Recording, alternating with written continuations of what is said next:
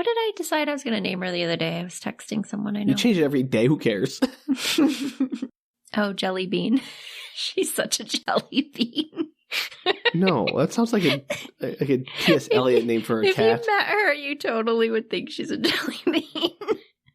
She just has that vibe. I She's never just met a little anything that dumber. I thought is a jelly bean. Yeah, well, you haven't met my cat.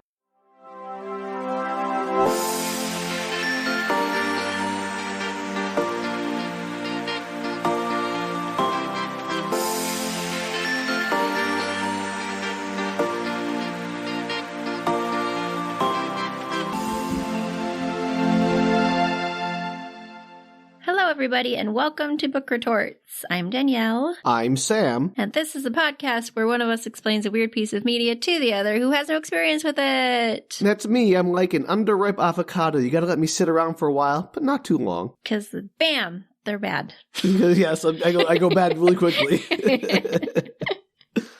Just like bananas. Bananas last longer than avocados. Yeah, they do, but they also go from like, I'm green and beautiful to, make me into bread. That's the best part, though. Well, yeah, at least there's something to do with overripe bananas. Yeah. Overripe avocados, you're like, well, bye now. You just put them in the freezer, you make banana bread, and it's amazing. There's no downside to bananas. Or smoothies.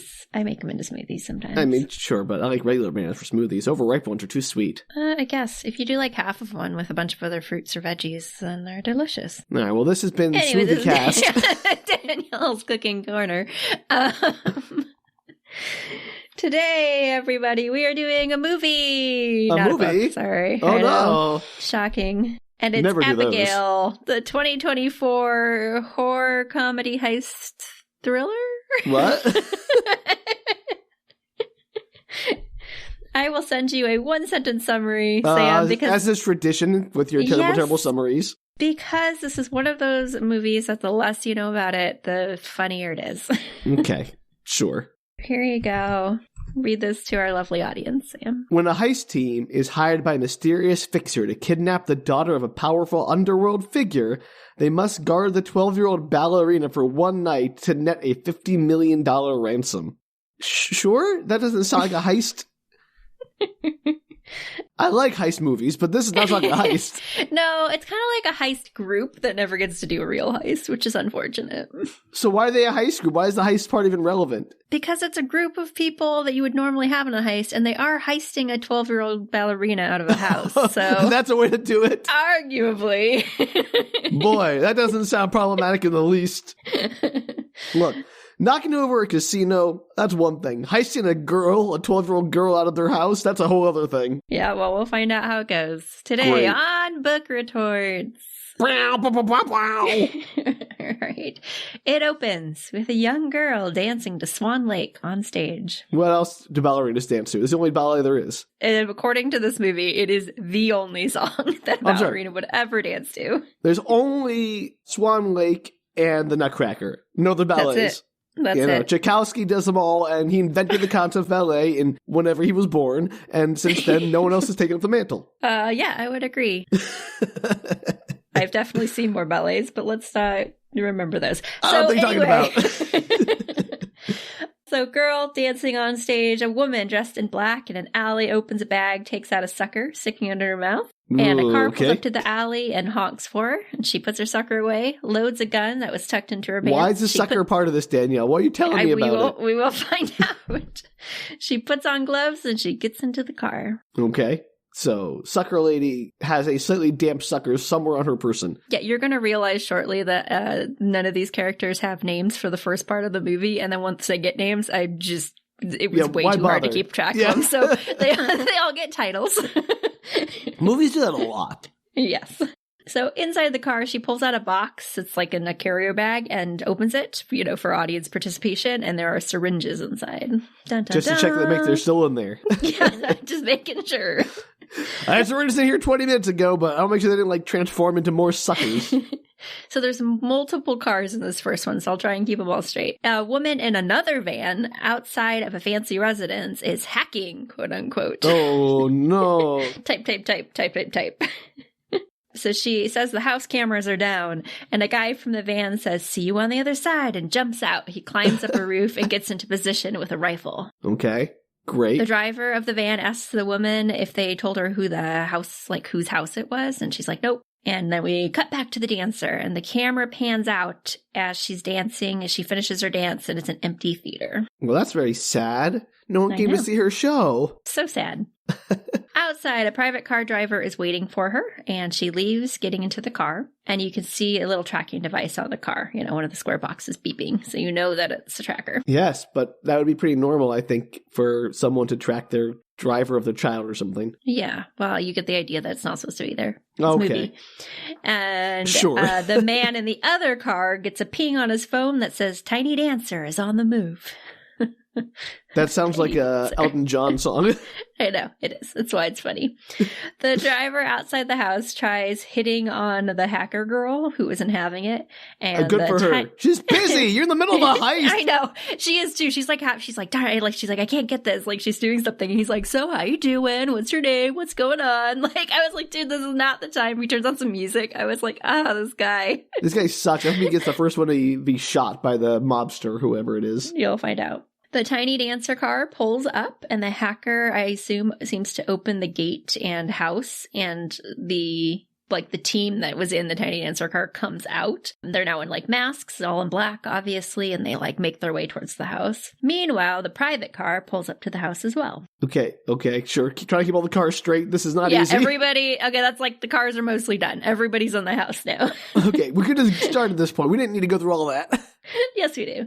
So they scope the house out, and the alley woman realizes that they're there for a kid. They're staking out this kid's bedroom, and she's like, "I didn't sign up for this. I didn't know there was a kid involved." Well, you should have asked more questions before you got to the place you're heisting. The guy that seems to be in charge of the group is like, "You can walk if you want to, but otherwise get into place. We don't have time for this." And she angrily takes her place in the room. I guess she decided to go through it. No, you'll find out more about why she's here, Sam. Everybody has a reason, right? I mean, do they? In this movie, they do. I'm sorry, I'm so used to Hyperion. Tiny Dancer arrives home and heads to her room. She's talking to someone on a cell phone. Is that just her name? Yes, until I know otherwise, yes. We can't just call her Abigail because we know what the name of the movie is? No, because at some point, I just was waiting to see how long they were going to take us to tell her actual name. It's way longer than when I started saying Abigail in my notes. Okay. So she's talking to someone on a cell phone, which seems to be about how her day went or whatever. And she pauses when she hears something, but wraps up her phone call and settles into bed. Immediately, a gloved hand grasps her mouth, and she stabs them with a pencil because she's smart. Okay, feisty. Yes, but then the others converge, and the lead guy tries to punch her because he's the one that got stabbed with a pencil because he doesn't care about kids, I guess. And she's screaming for help and tries to escape, but the alley woman, who's, again, reticent about taking on a kid in the first place, stops him from punching her.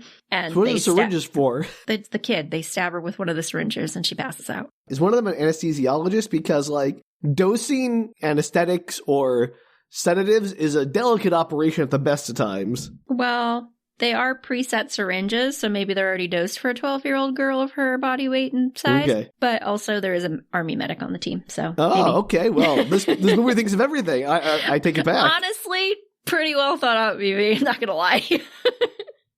But it is, it gets progressively weirder. So the car outside alerts, the person that's watching the house, alerts them that someone else is approaching.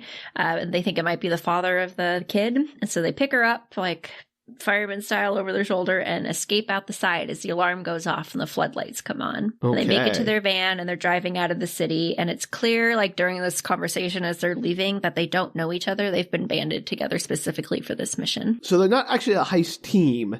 They're just a bunch of randos they brought together for this kidnapping. Exactly that. Okay, because the script you gave me implied this was a, Ocean's 11 team that all knew each other that would be asked to do this weird thing outside their normal purview. It is not. I didn't choose the word heist. Somebody else described it that way. But you chose to share the word heist, Danielle, so that's on you. That's because it's funny. And it's kind of a heist. It's it feels like a heist team with no heist, as I said. But that's not a heist. You need the heist to have a heist. I mean, am I talking crazy? No, but how often do you have a kidnapping team? That seems weird. I don't know, I think people have skill sets. I'm not here to argue. Yeah, they all have a particular set of skills. So this group arrives at a gothic mystery mansion in the woods. There's like a big wrought iron gate. It's all mysterious and dark. My favorite type of mansion is a mystery mansion. Yes, exactly. And then Scooby-Doo is there, saves the day, the end. Well, I mean, if anyone could take on kidnappers, it would be the Mystery Incorporated or whoever. Yes, that'd be a whole different movie. Them and the Harlem Globetrotters. So a man is waiting for them just outside the house. He is distinguished, older gentleman. He introduces himself as Lambert. He's the person who put the team together. Okay. They all came highly recommended, quote unquote. And he announces that they know the rules, but he's going to repeat them for kicks and giggles for the audience. Yes. No real names, no backstories. They have to keep to themselves. So wait, what was 40 guy doing then if he's trying to flirt the girl and knew the rules? Yeah, she also, as I said, she shut that down. She's like, yeah, everyone else is talk. Be quiet. Guy sucks. He shouldn't be on the team.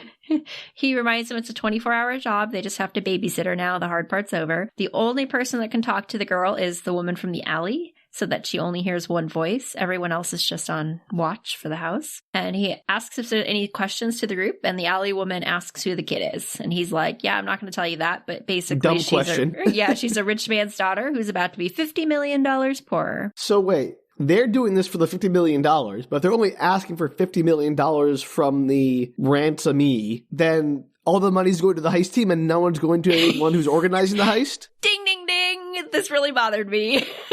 Okay. So they talk about how they all get $7 million. There's 6 people on this crew, which is 42, which means that the other guy gets $8 million, which makes very little sense. Like, why is he not asking for 100 million and they get 50 of it? Right. Like, he doesn't have to tell them. I mean, the guy who's, like, doing the ransom, I'm assuming these people aren't involved in, like, collecting the money in any way, right? No. So he could just say, oh, yeah, the ransom $50 million, I'm getting 8, but he's really getting, $100 million, and it's fine. Yeah, it's wild. That's dumb. It's the dumbest. When I thought of it, I didn't think of it at the time, but, like, later on in the film, when they're talking about the money and stuff, I'm like, wait a minute. How does that make any sense? Look. I'm not saying we're geniuses or anything, because we're not. But if we can spot these kind of things immediately, then you realize that you got to do a better job justifying yourself. Movie. Yeah. They should just cut out this line and just said that they were going to split $50 million between them and not told us how much they were asking from the guy. Yeah, we didn't need to know that. It's superfluous information. Yeah, weird. So he tells them they're safe there, but to be sure they're not being tracked, he wants to take away all their cell phones. They can get them back at the end of the 24 hours. It seems babysitting a 12-year-old girl should be pretty easy. You just lock her in, a basement, a cage, whatever. Like, these are bad people. I'm not saying you should do that to most children, to be clear. But if you are kidnapping somebody and holding them ransom for, $50 million or whatever, and your only job is make sure she doesn't, run away, that shouldn't be so challenging. Yes, you'd think so, but then there wouldn't be a movie? Right, but I'm like, I can't wait to see how this 12-year-old girl, like Dennis the Menaces her way around these people, like Home Alone's it or whatever. Yeah, you're gonna love this. So the alley woman looks down at her wallpaper before she puts her phone in the bag, and it's clearly a picture of her with a child, and then she drops it in the bag. Oh no, and the guy motivation! Walks off. Yeah, there you go. Get some backstory up in here. Oh, I'm sure. He tells them to make themselves comfortable. My favorite part of every heist movie is the backstory about why everyone's there. Yes, well, that's coming up shortly. Great. They're all hanging out in the bar area. There's a full bar. There's kitchen. There's it's an old dusty the house that clearly hasn't been lived in a while, but there's the amenities are there for them. Sure. So they're basically just hanging out, which I don't know if getting drunk while you're watching this kid is probably the best idea, but they don't seem to mind. Again, if you just had her in a cell or something. They have her locked in a bedroom. Yeah, that's not the same thing. Bedrooms are not meant to contain people. Well, to be fair, she is blindfolded and has cuffs on that are attached to the bed or something. Sure. I'm just saying, so, I agree. why take chances? Something more secure. Right. A closet would be better because there's no windows for her to try to escape out of. Yeah, I'm with you, but here we are. She's in a bedroom. Danielle, is it kind of disturbing how good we'd be at criminal things, maybe? And it's not because we're particularly geniuses. It's just that we tend to just think things through a little bit more than it seems like the average movie criminals do. And some of these guys are supposed to be professionals. Yeah, Please. right? Like, come on, if I can spot the flaw here, then, like, your credentials are worth nothing, dude. Yeah. So they're all hanging out, playing pool, and the driver of the van from earlier says he's really good at reading people, and he decides he's gonna do a full analysis of each person there. And he says, he points to each person, gives his little rundown, and the alley woman is smirking, and she's, like, laughing by the end. She's like, you are really bad at that, like, impressively bad at that. Yeah, no kidding. I don't know how you manage to get every single thing wrong about the people here. And everybody's like, how do you know, you don't know us from Adam. How do you know that he's wrong about anything? Because she's not an idiot. The group leader offers her $100 if she can tell him one correct thing about himself. So she initially declines, but of course is goaded into it, and then tells him very confidently that he's an ex-cop. It's in how he stands, his shoes, his standard issue gun. He used cop hand signals down by the house. And she thinks he's not only was a cop, but a detective because he's too smart and he clearly likes to be in control. I wouldn't apply the term too smart to anybody in this movie so far. Well, we'll find out. So, and everyone's amused because it's clearly correct, and starts offering her money to, like, do me, tell me what I'm like, And she tells the big guy there that he's clearly the muscle. He's some kind of enforcer. He was bullied in school and maybe by his dad, and now he's turned the tables on everyone. That's going a little far, I think, with her reads.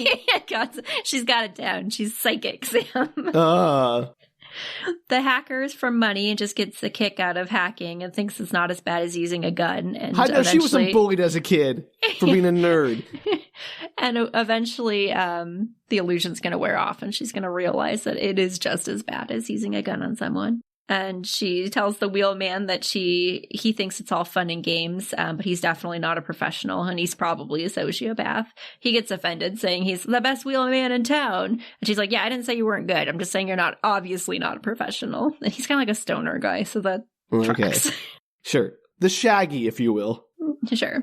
And everyone's kind of laughing until the ex-cop turns it on her, of course, and tells her that she's a junkie. She's eating hard candy all the time. She refuses to share it. She's not wanting a drink when they offered one to her earlier. And he asks if they need to be worried, like how long she's been in recovery, if she's going to turn on him while she's there. And she obviously gets angry about this and walks off to go check on the girl. Is hard candy a typical junkie I don't know anything about that.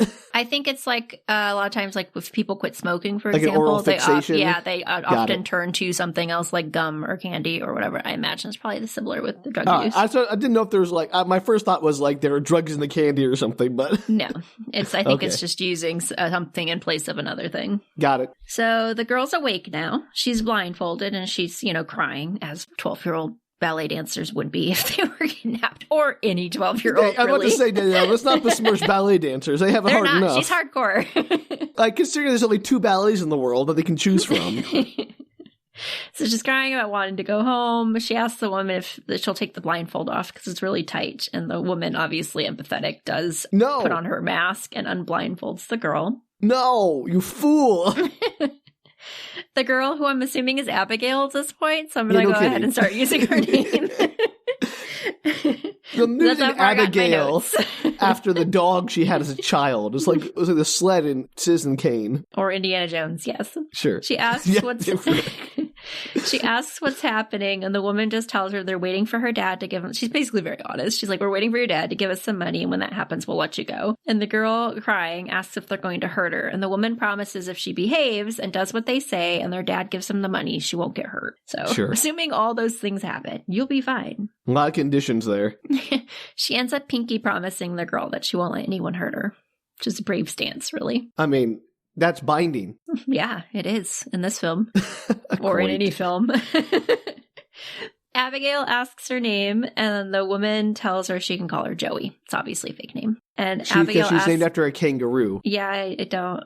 He names a bunch. This is totally, I didn't get into it, but he names a bunch of them. Lambert is like, you guys want names here? And he like names them a bunch of like Rat Pack names. So they've got like Frank Sinatra, Dean, so there's like a bunch of these names. Anyway, I don't remember if he named all of the people or just some of the people, but she goes by Joey. I prefer if they named after Australian wildlife. That'd be more amusing. It is funny. And Abigail asks her if she has any kids. And Joey is like, yeah, I do.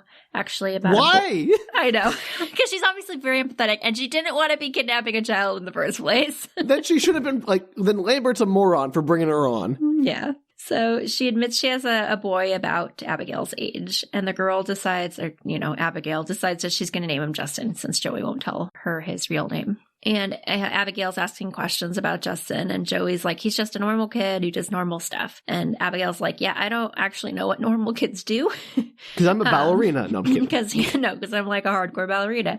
And my dad thought he wanted kids, but he really didn't. So I've lived a hard life. So great. She tells him that they've made a mistake. He doesn't care about her and he's not going to give them money. And Joey is clearly very uncomfortable with this conversation. She's like, yeah, I'm going to go. You shouldn't be having it in the first place. Like, the first rule of kidnapping is don't, bond with your... Get emotionally... Yeah. Again, why are we good criminals, Danielle? This is not good.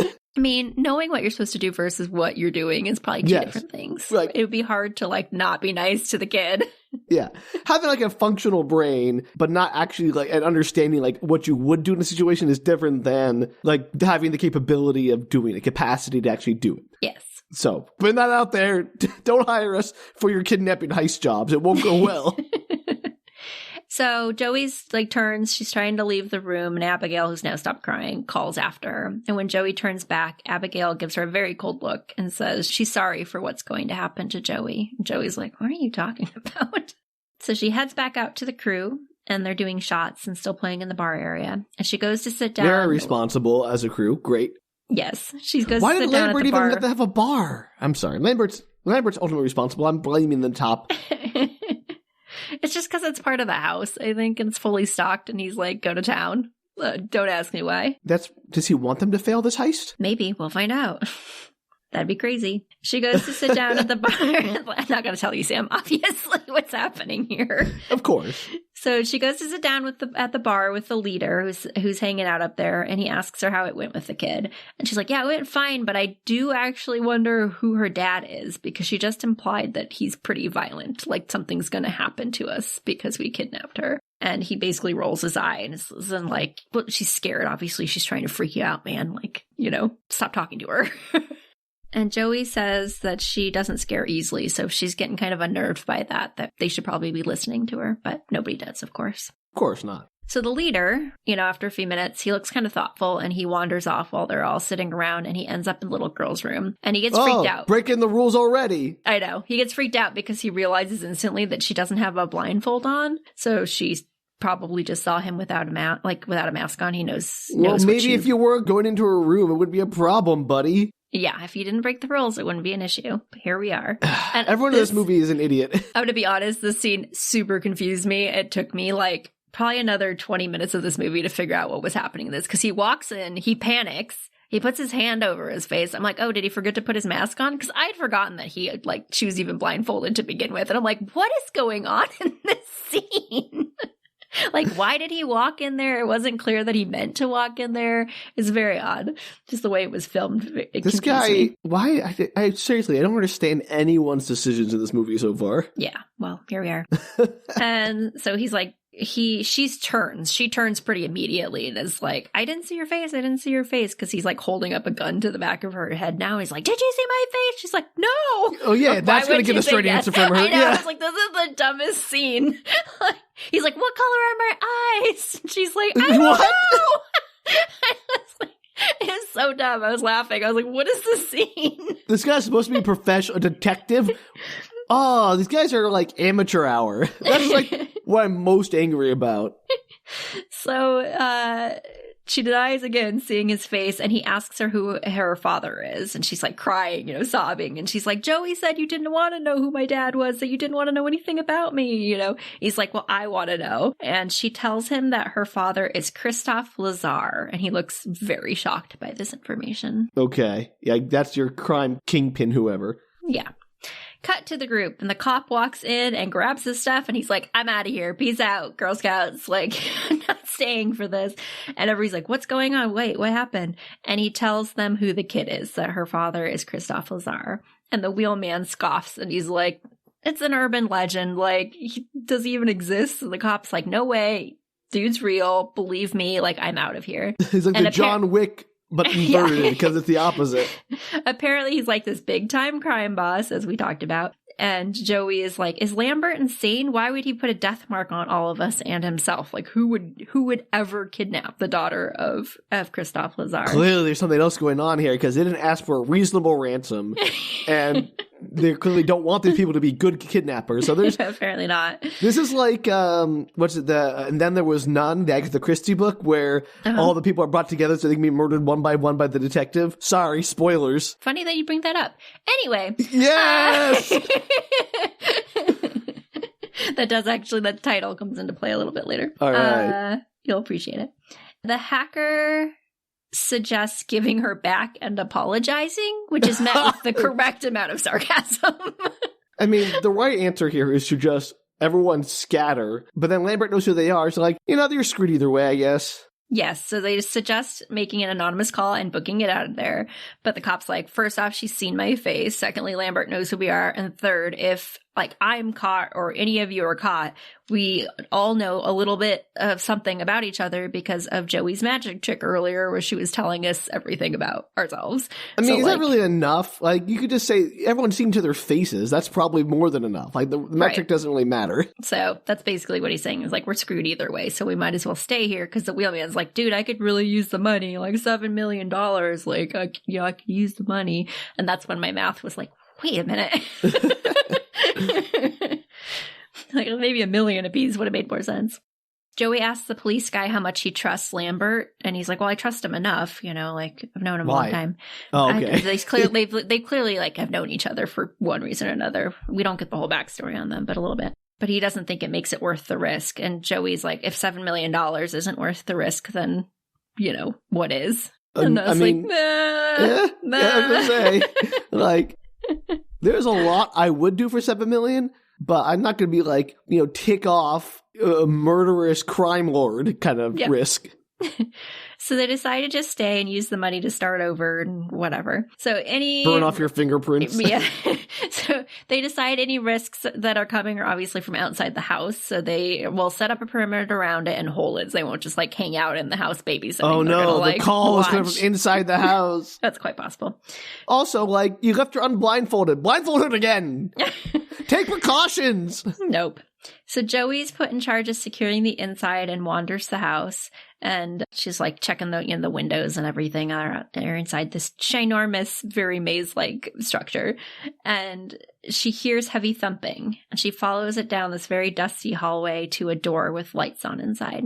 And the door leads to a massive library where a pair of shutters against a high-up circular window are banging. And she finds the ropes to the shutters and opens them to stop the noise and then looks around the room. And there are like books lining the walls, of course. There's a second story to it. You're trying to fortify this house. Your first thought is, let me open all the shutters. Yeah. To be fair, this circular window is very high up in the... I don't know who's coming through it. I was picturing more like a picture window or something. No, it's like a giant, like, church-style circular window that's way at the top of this two-story library. Still, don't give any clues. I'll like leave the windows open so they can see the light and where the light's coming from in the house. Yeah, I don't disagree. So, like I said, books lining the walls. It's 2 stories. There's this weird statue of a man in like a wide brim hat and a little girl with a bonnet. And the center of the floor has a crest of some kind of like mammalian-looking animal with a really long tail and maybe wings. It's very unclear. It was hard to tell. I even like paused it there and I was like, what is that? So she wanders the rooms as she's checking all of them, and she makes her way to the attic where the guy that she called an ex-Marine earlier when she was doing her little rundown, and he's the one that was like the sniper that crawled up onto the rooftop. Uh-huh. And he's there hanging out like he's, just checking the yard and stuff. And they clearly have some kind of like romantic or sexual interest in each other, but she declines to hang out with him, and they agree to watch each other's backs as they don't trust the others. Well, I mean, that's only reasonable. Why would you trust these random people you just met? Again, definitely not. There should be so many red flags for this heist because, like, part of a heist team is trust. You have to trust the people on your team to, like, do what they need to do and get your back. And they have none of that. This is the worst team. Good thing their heist is over, Sam. Well, good thing the heist was never supposed to really succeed, if you know what I mean. Well, I get there's something bigger going on here. Meanwhile, the hacker finds an old TV in a room and hangs out on a bed watching cartoons. And it's like one of those box TVs. Like she bangs it so the picture comes in. Oh, that works. Yeah. I was like, TVs used to be great. In a totally decent jump scare, a lighter is suddenly lit behind her on the bed, and you see a creepy teddy bear mask, but it turns out it's just the wheelman trying to pull a prank. Why? Why is he in the bed? Why is he trying to pull a prank? Yeah, it's not the time for pranks, dingus. But he's like half high. He thinks it's funny, and he's like suggesting they vibe together, which obviously is like, hey, want to get together and have sex? And she's like, yeah, I super don't. Like, get out of here, man. Everyone's a dingus. Come on. But it was a good jump scare. I appreciated it. Like, you knew something was going to happen, but I didn't see that coming. Right, okay. I mean, props to the movie for doing it, but I still think it doesn't make any sense. This was actually, I was researching this a little bit after I'd watched it, and somebody quoted as being the best horror movie of 2024. And I don't know if I would go that far, but it's a pretty solid horror movie. Like horror, whatever this is. Heist, like thriller. Suspense thriller. Yeah. Like, Danielle, what would you think the best horror movie of 2024 was? I don't know. I would have to go back through and like see what I watched, and I didn't get through all the 2024 horror movies, obviously. But I don't know. I don't know if this is the best one. It was solidly a good movie, but I'm not sure I would say it was the best one. Well, we look forward to your horror list later then. I did just watch Quiet Place Day 1. Was that 2024 or 2023? You're asking the wrong person. I am asking the wrong person. It was pretty good. It was not as good as Quiet Place, but it was better than the second one. Oh, okay. But this is pretty well filmed, and the setting, like the scenery and the way they created the house is pretty cool. They did a good job with some of the shots too and the music. So I don't know, it's a pretty solid movie. All right. Back in the main room, the muscle man has drank himself into a stupor, and the wheelman, like, who's been chased out of the room by the hacker, goes up and like draws a penis on his face, which was pretty funny, and then wanders off to smoke. And he's like wandering. Team. Yeah, I know.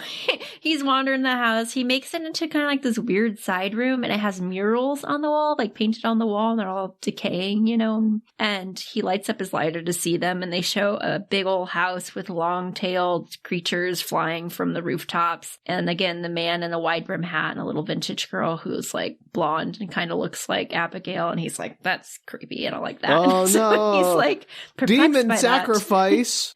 Maybe.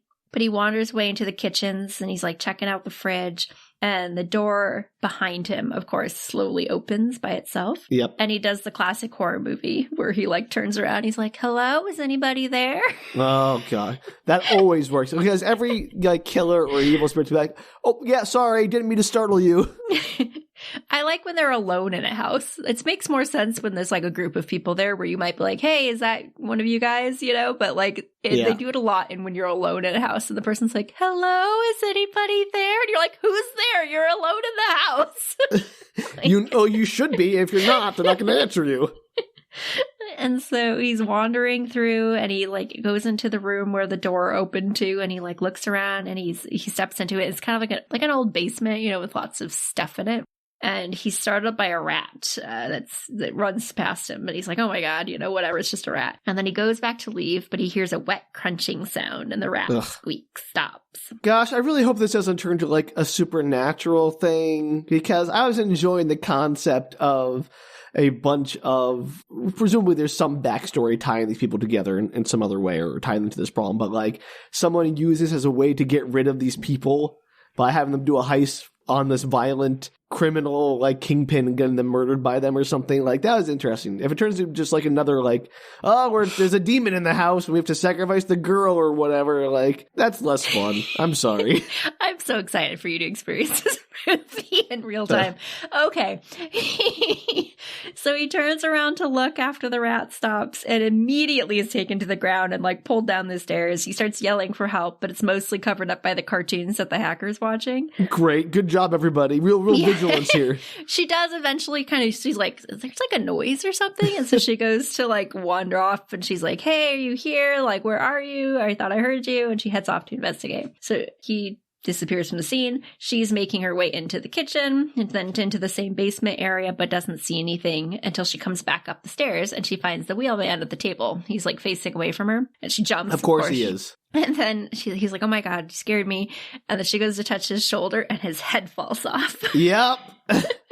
And she screams and screams and screams. My guess was he had no face, but close enough. Save that for later. So, Okay. put a bit on that. The scream wakes up the muscle man who comes in to find her like puking her guts up into the sink as one would if you saw somebody's head ripped violently from their body. And she hurries him off to go find the others. So the crew comes in and the cop is like a little suspicious of the hacker. Like, did you do this? She's like, yeah. I imagine taking his head off in one swipe. Yeah. And Joey looks over at the cop and is like, what does that look like to you? And he's like, it looks like a wild animal did it. And Joey's like, yep. And the cop's like, no, we're not going there. And the hacker's is this a like, werewolf? What are you talking about right now? Why are you acting so weird? Also, do wild animals usually just like take off the head and don't maul the body? Yeah, like nothing's missing except the head from the body. Well, the head's not even missing. It was there. It just fell off. Like the animal sliced the head off and then put it back on so that it can be like ripped it off. A slice is a strong word because it is ripped from the body. But either way, it put back in place, so it appeared to be intact until the hacker touched the shoulder or whatever. Like, what animals would be like, let me stage a scene. This is gonna be great. I know I'm a mindless killing machine, but boy, this is gonna be so much fun. Literally a wild animal did it. I was like, he was just saying it looks like a wild animal did it. But I don't think it does, is the point. So the hacker is like very confused by the situation because everybody seems to know something she doesn't. And Joey explains that there are stories about Lazaar's hitman. Okay. And the sniper says that he's heard a story. Like, let me tell you the story that I've heard. Let me tell you the tale of the hitman. 3 of Lazaar's men got pinched a few years ago, and the FBI flipped them. And the night before the trial, they were holed up in the top floor of a hotel in a penthouse. And there were a dozen men next door. There were 2 at the door. They were basically surrounded, these 3 guys. And the next morning, they go into the room, and all the bodies were ripped apart. And his hitman, decapitation, is his signature. And his name is Valdez. Okay, like the Exxon. Yes. Exxon Valdez. Equally as messy. The hacker is like, that's BS. And the cop's like, nope, I've heard a version of this story like many times. Like, I've seen this many times. This is a real thing. I think Valdez is real. And Joey's like, yeah, we should probably go check on the girl, you guys. Or forget the girl. Get her out there with your lives intact. Nope. So they all rush off to go to her, and they wonder out loud if someone got to Lambert. Like, he spilled all the details, and that's how they were found, because nobody should know where they are in this house. Yeah, they've done such a bang-up job with their heist so far. They're so careful and exact and like a well-oiled machine. Who could have possibly figured out where they went? To be fair, the actual heist portion of the movie, when they're going into the house, is clearly well-oiled. Like, they've got everything in place. They, like, turn the lights. It's very Italian job style. Get it out of there. And that's the least believable part, because these people do not seem like they're capable of pulling off a well-oiled heist. I'm sorry. They with the way seem they behave fine now. until they get into this house and they get stupid. Maybe it's the alcohol. It usually is. The house stupefies them. That's the mystical power of the house. Yes, now you know. So the cop doesn't believe that that's what happened. He's like, Lambert's meticulous. There's no way he got caught. Like, that absolutely is not what happened. So either Valdez got in somehow, like found out about them somehow, or tracked them somehow, or one of them is Valdez, which of course freaks them out, and they're all looking at each other. Like Valdez has been inserted into them. Time. How? So for that to be true, let's just play this scenario out for a minute. The kingpin, whatever his name is, Chris or whatever. Go call him Chris. Kingpin? Whatever. Oh, Kristof Lazaar. Yeah, that dude. Call him Chris boy. Chrissy boy. He would have to know that there is a heist being planned to kidnap his daughter. And why wouldn't he just stop it? Right. If you're like, why'd you go through the effort of having your hitman, like, I don't know how many months it would have to take to like build up the trust with Lambert to get him inserted onto the team, and then have when we actually go through kidnapping your daughter and like risk if this is, if there isn't something else going on, just assuming that, we're still pretending the world where the heist is the actual point and the kidnapping's the actual point. You would just stop the kidnapping. You'd have, your hitman murder them all when they got to the house or whatever before they even got inside to touch your daughter. Yeah, I would agree. Unless he's like really passive aggressive and wanted to take them out from the inside. He's He's like, which would be pretty cool, to be honest. I mean, pretty cool, but like, I'm going to put my daughter at risk, even if he doesn't care that much about her, whatever. But like, I'm going to put my daughter at risk just so I can like prove to these people that I can get inside your organization. Yes. I mean, it's a power move. I'll be honest, a power move, but it's not really very efficient or risk-free. Yeah, well, let's pretend that's happening. So the sniper suggests they all leave, but Muscles says that their share is bigger now. The sniper is like, cool, you can have my share too and be the richest headless man in America. And Great Muscles line. Yeah, I know, it was a really good line. And Muscles is like, yeah, like he's sort of dumb. So he was just like, yeah, okay, I'd love to have your share. So Muscles. They check on Abigail. I should tell you, this movie is filled with people where you're like, I know that person. I've seen that person. Like, all these people are like... a bunch of like, who's that guy? Yes, all these people are like semi-famous. You're like, yeah, I've definitely seen that person in something else. Oh, good. I'm glad they get some like good screen time together. Yeah, it's funny. So I check on Abigail. She's fine in her room. And the sniper's like, yeah, I'm getting out of here. You're like, does no one want to go with me? And everybody's like, I don't know, the money, man. And he's like, yeah, I don't want the money this much. Like, I'm leaving. I like my head. Thank you very much. So they all follow him to the door, trying to talk him out of it. But when he gets to the door and throws it open, there's a giant gate locking them in with the mammal bird insignia on it. Like covering the door or like down the path? Like covering the door. Like okay, it's so like the over security the door. gate you see in like a mall or whatever. Absolutely. It's right over the door. And it has a big old lock and the insignia on it. Great. Okay. So is this going to be like, I mean, it's not, but it'd be really funny if this was like one of those hunting the greatest game of all. Like the most dangerous game. This is like everything you think it's going to be and nothing what you think it's going to be. This is like somehow all the things and none of the things. This is very exciting because I got all these ideas in my head like what this could be. And I know I'm going to be disappointed in one way or another, but I'm still excited. I'm really glad you didn't ever see the trailer for this movie because it gives a lot away. Oh, what a lame trailer. So Muscles tries to break it down, but it's a no-go. But suddenly, as he finished, he's like, no, it's not going to open. It's locked. Everybody's like, yeah, genius, obviously.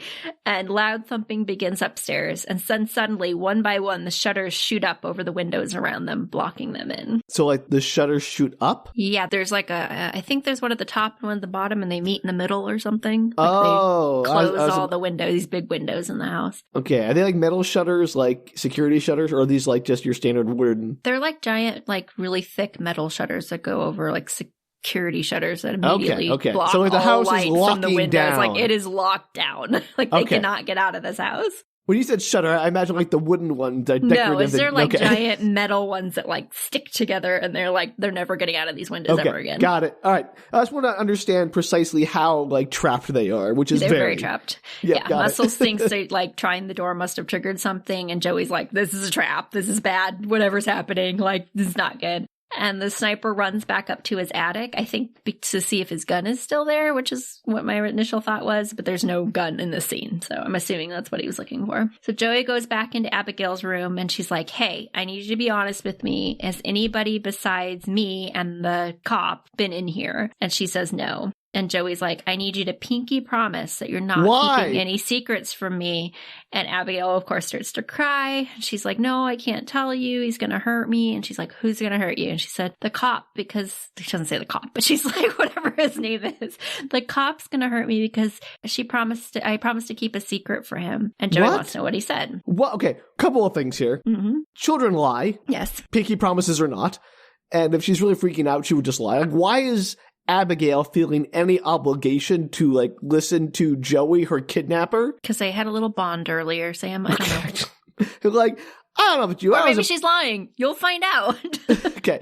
I just don't buy, like, why is Joey then like, yes, this child I've kidnapped, she's interested in telling me the truth. Yeah, well, right now Joey believes her. So Great. Abigail seems to reluctantly tell her that the cop says he works for her father and that he said his name was Valdez. Dun, okay, dun, sure. Dun. Right. Well, how would she know about it, Sam? So the sniper interrupts their little conversation to tell her that his rifle is missing. So I was correct. That is why he was in the attic. Good job. The sniper was looking for his gun. A+. Yeah, but it was very unclear because he just suddenly runs from the group and like goes into the attic. I'm like, what's he looking for? So Joey fills him in on the cop situation, what Abigail said. And she's like, something doesn't add up. And he's like, listen, we can take the rest of this group. Most of them, aside from the cop, aren't professionals. And he can tell that she's Army, and she admits that she's Army medic. You see her do a couple of medical things throughout the beginning of the show. And he's like, yeah, well, I'm Marines, you're medic. Like, we can go against the others. Like, there's only one dude down there that's even close to us that we have to take them out. We can. Okay, sure. That's going to go great. So the sniper's going to go and figure out the cop situation, and she's going to take the other two. And he promises, he's like, you have a kid. Like, it comes up in a conversation, and he's like, we're going to get you home. It's going to be fine. We're going to get you home. Yeah, I believe that. Yeah, and they split down the hall going separate directions. And so you see them like part, like she's walking towards the camera, he's walking away from the camera. And a slight clattering and noise causes her to turn around, and she sees the sniper standing in the doorway of the hall he went to. And she calls out to him. He doesn't answer, and she steps forward to check on him. And when she gets to him, she like walks around because he doesn't respond to her, and she notices that half his face is missing. There it is. I knew you'd be a missing face in this movie. You see his teeth. It's great. He collapses to the ground. She's like, no, the guy I was interested in sleeping with. Oh, no. That's the most important thing at this moment. Joey makes her way to, I liked the guy too. I was a little sad when he died. I was like, oh, I knew he was going to, but maybe he could have lasted a little bit longer, maybe towards the end. Oh, so sorry. Joey makes her way downstairs and gun up. She's wondering where the cop is, like holding it to the people in the room. She's like, where is he? He comes out of what I assume is a bathroom, and again, she points the gun at him, asks why he's killing them, and he pulls his gun as well, as one would, and he's like, I have no idea what you're talking about. And she tells him that he told the kid who he was, and he obviously denies it, and tells her that the kid's in her head, is doing the same thing she was doing earlier. She's pitting them against each other. Was she doing that earlier? Yeah, when she was trying to supposedly make them think that her, dad, something violent was going to happen to them. Her dad was coming after them or That whatever. was really pitting them against each other, though. Yeah, well, he just means that she's trying to, like, get at them. Freak him out. Got that. Yeah. All right. I thought I missed something. No. Joey says she believes the girl, and the cop says they're going to have to get rough with her. And she's like, no. Like, they get into a big argument about it as they're walking towards the room. Muscles gets up as Joey protests, and he's like, no, this is my job. I've got to go do it. Like, this is what they're paying me for. And he runs off to her room, and Joey follows behind, and she jumps up on him as he, like, reaches her room and disarms him because he had the gun on her. So they're going to rough up the little girl? Or possibly kill her. Why? Because I think the conversation they were having is like, let's just kill the girl and get out of here. Like, we need to be gone. Okay, but why does killing have to be part of that? And also, the place is locked down. How are you getting out of there? Why don't you figure that out first? Well, and I think the other thing was roughing up the girl is they wanted to see if she knew that Valdez was in the property. Like, if she knows more than she's letting on, essentially. Which she obviously knows something, because she did mention. And we all name. know that, like, torture is a great way to get true information out of people and doesn't always lead to false confessions. Yes, well, here we are. And so the girl's crying. She's asking what's going on. And she's like, Joey, you promised that you were going to keep me safe. And Joey, who's, like, in this, like, battle against these two guys who are trying to, like, hurt the girl. She's like, I'm trying here. As the guys are, like, ganging up Give on her some credit, like, Abigail. Chill. Abigail suddenly looks deeply annoyed. The hacker glances over at her as she hears a noise, and Abigail dislocates her thumb and removes it from the handcuffs. Yeah. And the hacker's like, you guys, hey. Wait. Is Abigail Vasquez? I'm not going to tell you. That's not the name. We'll find Valdez? out shortly. Valdez? One of those. Really, Exxon Valdez, and you didn't get This is why I didn't give you all the names, Sam. There's too many people in this movie. Yeah. It was easier to just have their titles. This is my wolves, Danielle. The names I'm never going to keep track of. This is good. I will remember this for later when we're playing stupid games. Fair. So Abigail, as I said, takes off her handcuffs. She stands up on the bed, and they all look over to her as the hacker's like screaming for their attention. And Abigail does a ballet move. She like X's her arms across her face very dramatically, and then she throws her arms back, and sharp teeth appear in her mouth as she hisses, and she throws herself on Muscles. Is she a vampire? We'll find out. Okay. Muscles screams and tries to get her off, and the cop shoots Abigail in the forehead. Blood splatters across the wall, and she, like, jerks back and collapses to the ground. Not dead, obviously. It'd be pretty funny if she was, though. Oh, movie over, guys. We did it. Let's go home. So, obviously, it's like everybody sees her. It's like, oh, thank goodness. Is this like feeding time for Abigail? Is this like how she has to, like, they hold this whole thing up so that she can eat or something? I'm not going to tell you. That'd be fun if they're like, my daughter, she's a little picky about her food. Some people don't eat spicy food or whatever, but my daughter, she only can eat when she has to, like, hunt the people through a mansion, she gothic only mansion. Heist teams. Yeah, exactly. She's like a very picky child. This movie is everything and nothing. You will find out. Look, I gotta admit, I don't really care what the movie's actually about. I'm having too much fun, like, imagining different scenarios. Yeah, it's a wild ride of a movie where you're like, what is happening? Hey, I'm having a good time. I can't complain. Yeah. This drew me in with the trailer, and I was like, I will 100% watch sharp-teethed ballerina 12-year-olds who are, like, attacking people. Why isn't that the name of the movie? Sharp-teethed ballerina 12-year-old. Sign me up.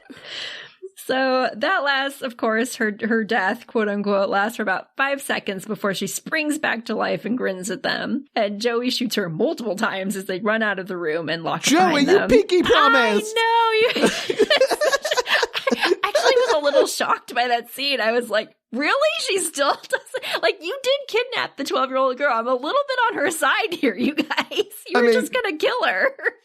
Absolutely. Unless, like I said, her, like, father hired them to kidnap her so they could do this whole murder thing. Quite possibly. We'll find out. Right. If that's the case, then whose side are you on? But at the moment, we're on Abigail's side. Face value, I'm with the monster, which is not something I say usually. Well, actually, that's not true. I usually side with the monsters in a lot of these movies. I'm definitely with Abigail in this movie. You should get a t-shirt. I'm with Abigail. So they run out, they lock the door behind them, they run back down the stairs. The door is pretty heavy duty, so it's at least holding her for now. They run back down the stairs and they're like, oh my god, we kidnapped a ballerina vampire. The vampire's where they get you. The ballerina part, that's okay, but the vampire part, that's a deadly combination. This is maybe actually some dark comedy. It's pretty funny. And Muscles is like, at least Valdez is in here. And the cop's like, there is no Valdez. She's Valdez. Yeah, no kidding, guys. She's the one that's murdering people.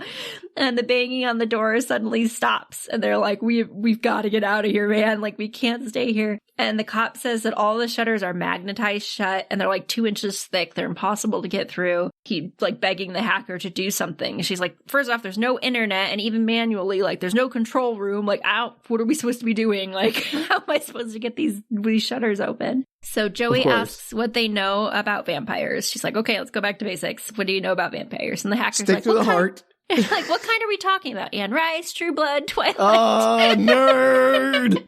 And everybody starts spitballing vampire facts, quote unquote, like how That's to kill really them. And they obviously have limited access to anything that would kill a vampire, and daylight is hours away. It's like 3:30 at this point, I think, in the morning. So Muscles almost loses it, but the cop pulls him together and he's like, go sharpen some pool cues into stakes. So he sends him off and then sends the hacker off to find garlic in the kitchen. And Joey says they need to trade the girl for their lives. Like, they can't kill her because it just puts a bigger target on their back. And even if they could kill her, they don't know how to. Like, they don't know if anything would work. If, like, they just shot her between her eyes and she's fine. Right. I mean, like, I don't know about you, but unless Blade is part of your heist team, you might be screwed. Yeah. The cop basically overrules her, but Joey declines to go as they run off. They're going to go hunt the vampire and try and kill her. She's like, yeah, that's never going to work. Guys, you are so screwed. Yeah. So they run off to Abigail's room and enter in charging with their stakes raised, but of course she's MIA. She's not in the room anymore. Did I miss where they got the stakes? They pull cues. They sharpen pull cues. I'm sorry. I did not make that connection. It's okay. They sent off Muscles while he was freaking out. Made him go do pull cues. So she's missing, but they hear like distant music, which is shockingly Swan Lake. Look, I know there's only 2 ballets in the universe, but I mean, you could at least mix up a bit and do a little bit of the Nutcracker. She does dance to some pop music, a little like rock pop music a little bit later, But in terms of actual ballet dancing, it is only Swan Lake. And they go off in search of her. They're charging once again into a room where an old speaker is, like a record player, is playing Swan Lake. And they come across Abigail dancing and... With a hole in her head? No, she wipes it off earlier. She's dancing with the wheelman's decapitated body as her partner. Very funny. It's very funny. Very cute. Aw, little kids. They're just like so precocious. I have to tell you, like, up to this point, this movie was like a little bloody, but it is the goriest movie I have seen in a very long time. So it quickly goes into that, like, cartoon Kill Bill levels of gore. Yeah, it's like a lot of gore. That's fun. Yeah, it's like already kind of like it has that very dark undertone, so the deaths are kind of a little gory, but like after this, you're like, ew, so much blood. Great. Perfect. Yeah. So they all stop in shock, as one might when they see a 12-year-old in a tutu dancing with a decapitated body. And Abigail suddenly turns to them. Her teeth seem to be back to human proportions. And she drops the body. Lame. She's like, what's happening? Can't we just talk about it? Gutsy. She's got chutzpah. I'll give her that. I really like her. The hacker. Oh, I should tell you that the main girl, Abigail, is played by the girl who played Matilda in the musical version. Oh, okay. So, if you wanted to know why I watched Matilda the musical version earlier, You're like, I just watched Abigail. You're like, I like this girl. I want to see her do more terrible things to evil people and watch her be Matilda, where she tortures her awful family. It's great. As she well should. Yeah, absolutely. So the hacker rushes her, and her teeth appear again, and Abigail jumps on her, pounding her into the floor. She's like banging on her with her fists, and the men run to her with the stake stretched out, and Abigail, pretty much in time to the music, starts fighting them. Yeah, that's so much fun. I love fight scenes like that. It is. And she's like doing little ballet. Like her whole shtick is that she does weird little ballet dances as she's like fighting. Like first position, second position. So good.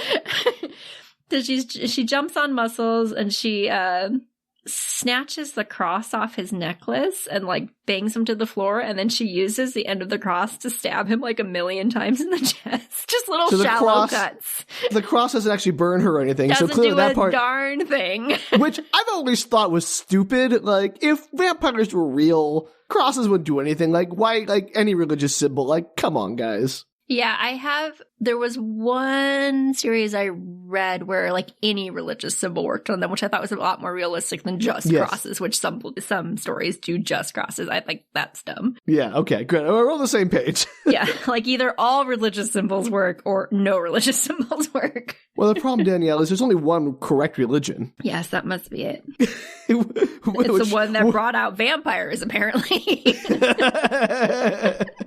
Oh no! Like, you can't have the good without the bad, Danielle. Yeah. So she's stabbing the little tiny cross into his chest, which is pretty fun.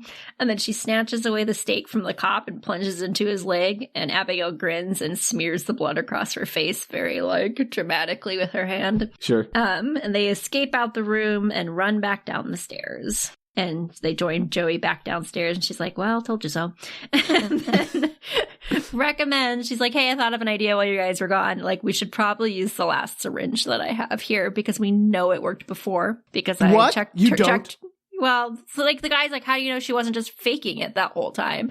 And she's like, well, I did check her pulse and everything, right, and it was like, and slow vampires and steady. Might not have any other abilities, and the pulse of a vampire is exactly the same as the pulse of a human. Yeah, so who knows? Nonsense. Like, lady, I know you were a field medic, and that's an admirable, but, like, you weren't a field medic for vampire children, so maybe you're out of your depth.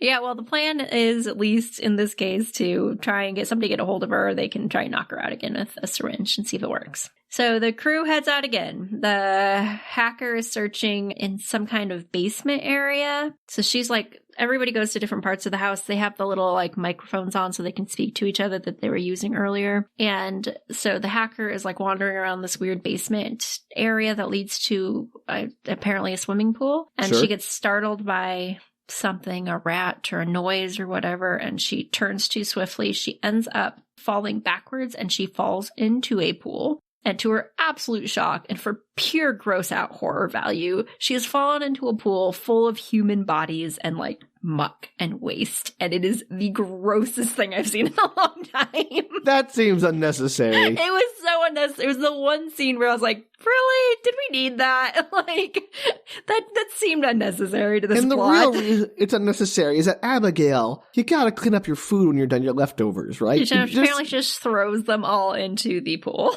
That's how you're gonna store them for later, Abigail. That's just wasteful. Food waste is a real problem in this country. Yeah. And that's just contributing. Yeah. So the hacker screams and screams and screams, as you would, because it was really gross. Yeah, no, that's not cool.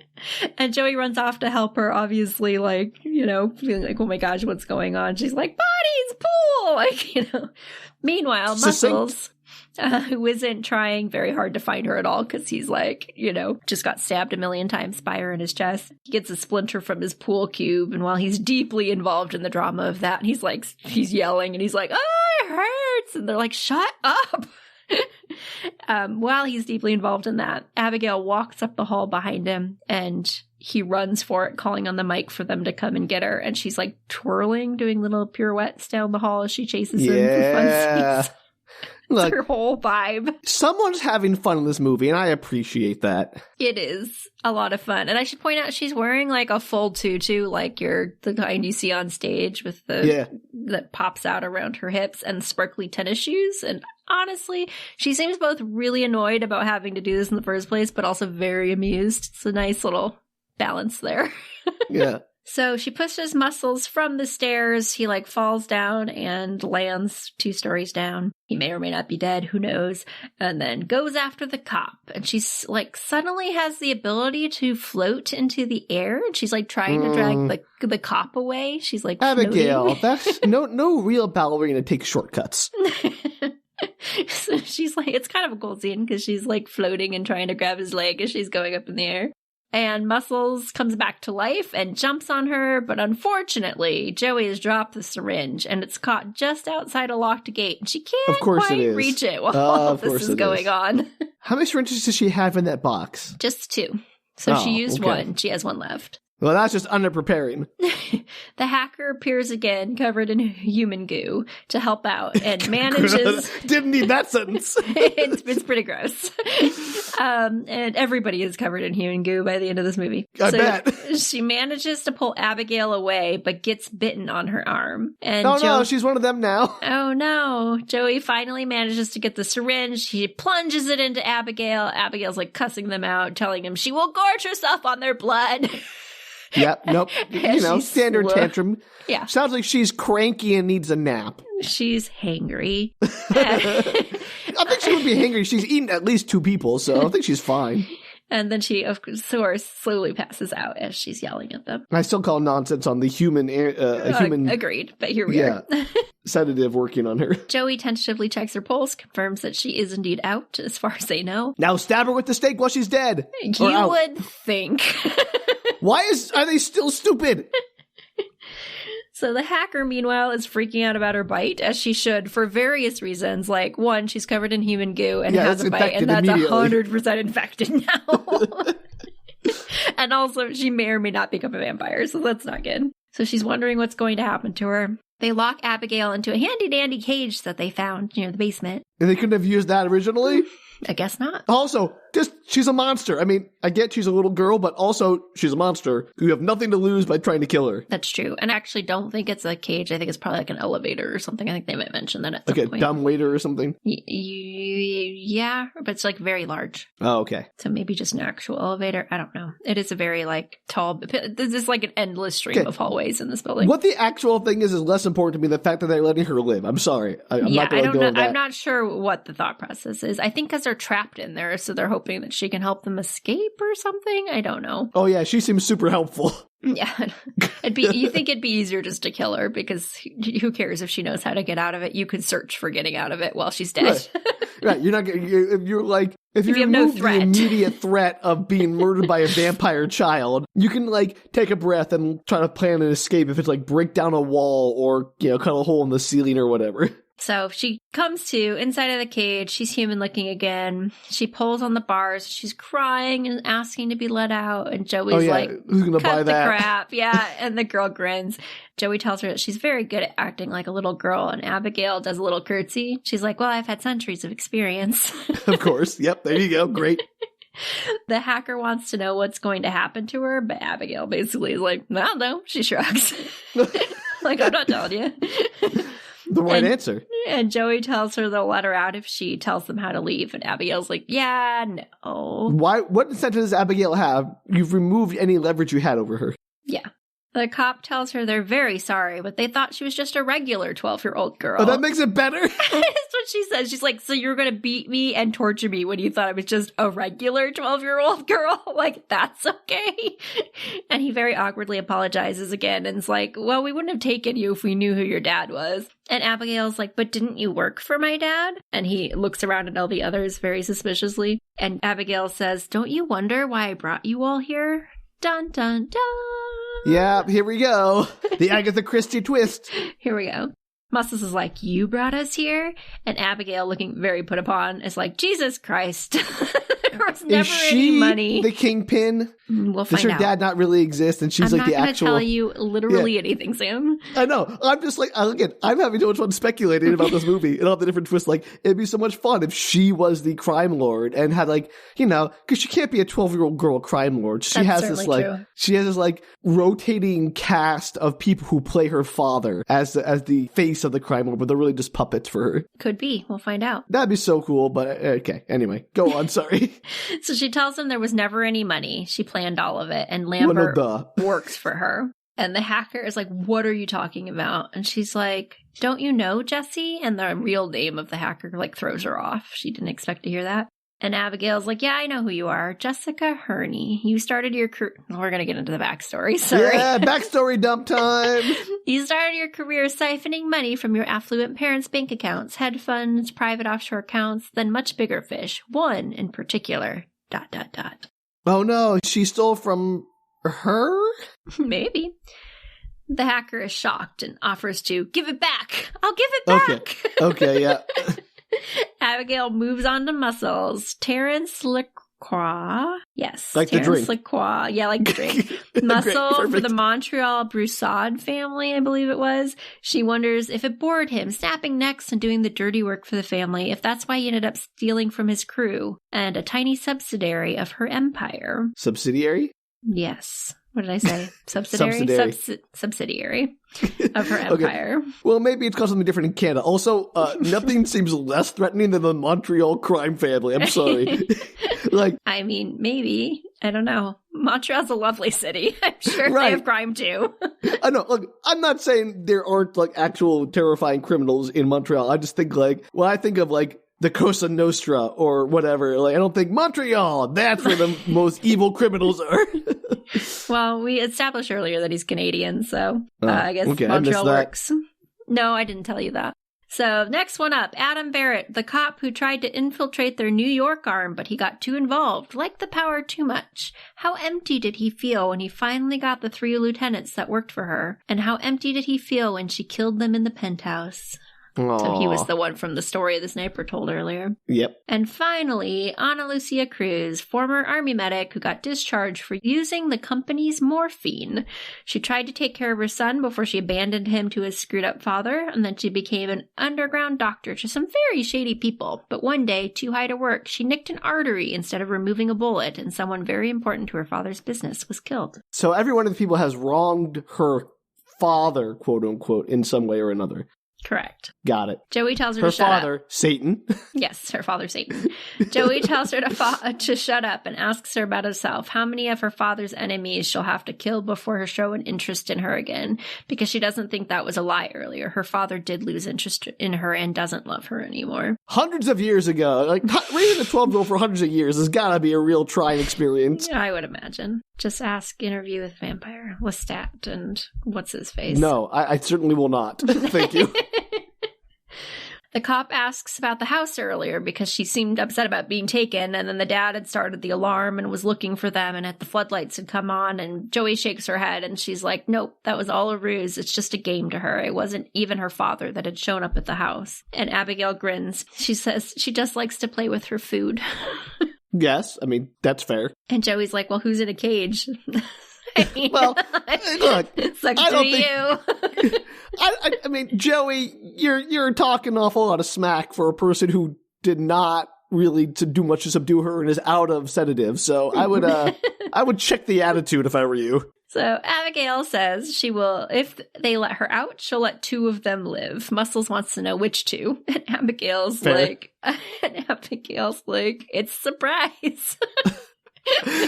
That's pretty fun surprise. I do like surprises. That's tempting. The cop wants to kill her, and Abigail's like, yeah, you go for it, buddy. And then says her offer is expired during that conversation, but whoever lets her out will survive. And Muscles immediately goes for his gun and moves towards the cage. Because he's an idiot. Yeah, and Joey pulls her gun on him and says she'll shoot him if he tries. Like, obviously, she's going to kill you too, man. Like, he's not going to actually let you survive. Let me trust the vampire. Muscles, of course, immediately tries to go for the lock, and Joey shoots him on his side in like a non-major position, but enough to make him drop his gun. She's a sharpshooter too, I guess, huh? Well, yeah, she was in the army. I didn't know all army medics were sharpshooters. Yeah, well, she is. Okay. And he surrenders his gun immediately. The hacker refuses to be down there anymore. She's like, I can't do this anymore. I don't feel good. I'm going upstairs. And she leaves the room. And Joey goes off to tend to Muscles' wound as the cop takes the first watch on the vampire. Okay, well, they still don't have a plan, which is the worst part. Yeah, they do not. They're just sitting here waiting, I guess. For her to escape and eat them all. Yeah, who knows? So Abigail, of course, immediately offers him the same deal. Like, let her out and she'll let him live. He tells her he wants to know how to get out of the house and he'll consider her deal. So they go back and forth on this. She finally agrees to tell him how to get out, and he'll let her out immediately after. Sure. I trust everyone in this transaction. Yeah, I know. They obviously don't trust each other. So she tells him that he has to go to the library, back to the library. Along the right wall, he'll find the book, and then there were none. Of course. And then it will open a secret door, and it leads out. So, as with all things, the answer can be found in your local library. Yes, of course. So he goes to walk off and she's like, hey, you were supposed to let me out. And he's like, oh, yeah. And he goes back to her gate and then it's like rattles the lock. And he's like, yeah, I'm not doing that. And she starts to laugh and he's like, why are you laughing? What's so funny? Because she lied. Well, yeah, she starts to laugh. He lied to her and she starts to laugh. Well, why do you think she was telling the truth too? Oh, I don't. So he's like, what's so funny? And then she immediately slams her hands against the door of the cage and it bursts open and he flies across the room. Why do these people think that, like, she's a vampire? You have no idea what her capabilities are. Yeah, wild. Why do you just, think assume, she's like... Yeah. Fine, we assume our elevator. sedative will work on this. We'll assume the elevator can hold her. Like, we know nothing. She could turn to smoke maybe and go through the bars like the old stories. Yeah, they don't know. Yeah. Fools. Fools, all of them. Right. Well, he flies across the room. He's down on the ground. She ballet dances to Swan Lake in her head across the floor. She makes her way to him. She needs another song. I mean, she's had 200 years of practice and she's still only doing Swan Lake? I mean, for all we know, Sam, that was the last show she got to do before she was violently murdered and turned into a vampire. Maybe it's a trauma reaction for her. Okay. Well, I'm sorry. I didn't empathize enough with the murderous vampire child. My mistake. I mean, technically they all kidnapped her. They may or may not deserve this. You can have an argument either way, Sam. I'm not saying there's innocent blame to go around. I'm also, like, less sympathetic to the murderous child who's been murdering people for many hundreds of years. Sure, and has a whole pool full of them. Yeah, like, the pool of bodies really did nothing to endear me to her. So gross. Joey rushes in as Abigail jumps on top of the cop, ready to kill him, and Joey picks up a nearby bottle, slamming it into the wall to let in what I guess is now daylight. It's past dawn. Wait, she slams into the wall, like, with the wall breaks open? What's going on? Yeah, it's like kind of, you can see it's like there's wallpapers torn from it, and there's the wooden slats, and it's like a basement building or something, so apparently it's like, it's right there. All right. So she manages to, like, crack a hole big enough that sunlight floods into the room. Hey guys, I think I found your way out. Yeah, but no. I don't know, maybe it's... If a loose glass bottle can break through the wall, then, there's an axe or something, a fireplace poker. There was a pull cue even that you could use to break through that wall pretty easily, it sounds like. Spoiler, it never comes up again. Great. Maybe I don't remember it clearly enough. I certainly was not paying that much attention to it to the point where I would be able to tell you if it was like an actual way out of the building. Okay. Maybe it wasn't. I'm just saying their whole obsession with keeping her alive to get them out of the house means they didn't really try hard enough, in my opinion. Agreed. It streams into the room. It touches her hand, which bursts into blood. Splatter. Blood. But just not explodes. Flames. Yeah, great, no, perfect, not flames. love it. It explodes. I love this new take on vampires. No notes. And like from pretty much the pool on is where it starts to get real gory, but this is where the blood comes in. So it starts to get really bloody after this. Blood splatter everywhere. Abigail screeches, flying backwards out of the way of the sun. Then we get a shot of her bones like pushing up and trying to grow back just for funsies. They're like growing back into a new hand. Great. She has Wolverine like regeneration powers. Love it. Exactly that. And Joey helps the cop up and they rush out of the room into the library. So sunlight is streaming through that giant circle window that you thought it was funny that she opened the shutters on. Now we know why. What, there was no like automatic shutter on that window? I guess not. It's too high up, Abigail, Sam. get your house in order. You're a vampire. My one weakness appears to be sunlight. But that one window, I'm going to leave that one like unprotected because I like a little risk in my life. Yeah, I didn't think about it much, but maybe just because it's like very high up there. Yeah, like the sunlight can't get through high windows. And the hacker, she approaches like it's pooling down onto the floor of the library. And she approaches it very warily. She's like afraid to test it out. Obviously, she's been bitten by a vampire. Sure. She slowly puts her hand in the light, but nothing happens. And she's very delighted. She steps in, she lifts her face up to the sun, enjoys it for a moment. And then bursts into flames. No. Meanwhile, the cop rushes over to the library wall, searching the books. Excited, he finds, and then there were none. And in victory, he like pulls it out, like gonna open up and a secret passage. Happens. Nothing happens. Of course not. Everyone's looking at him in deep confusion because he's just like randomly throwing books around, and then he gets very angry and he's just like shoving them all off the shelf. Oh, I'm sorry. Did the child you lied to lie to you too? Yeah, shocking. So the group gathers in the little pool of light as Joey rushes around the room, checking up the fireplace and looking at the vents and like walls. She's trying to find a way out. She does grab a pry bar and she's trying to get her way through a wall, but it's limited success. It's too thick to get through. Sure. So they all sit around in dejection, wondering what they're supposed to do. It's obviously the safest room in the house with the most amount of sunlight, but they... Apparently the only room in the house that doesn't have a magic shutter over it. Yeah, who knows? Still mad about that.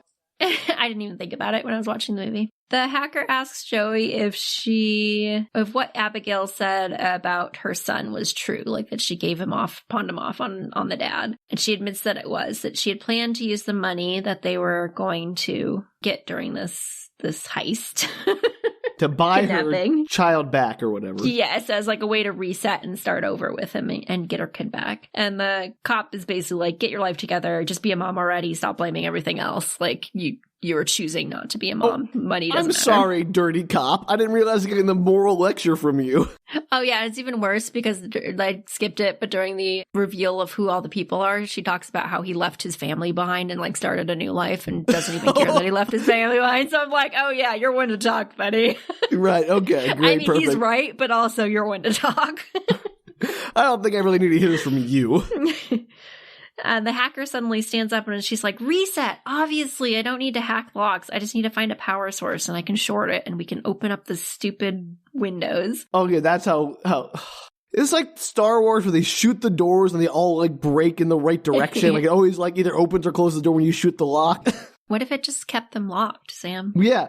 I mean, it's the thing, like, why would resetting, like, you just power cycled the security system, why would that cause it to reset to the, okay, I guess it should be vulnerable state? I cannot tell you. You'd think, if anything, the security system would reset to the safe state, and then if it's not an emergency, you can, unset it. But I guess I'm not as smart as the hacker in this movie.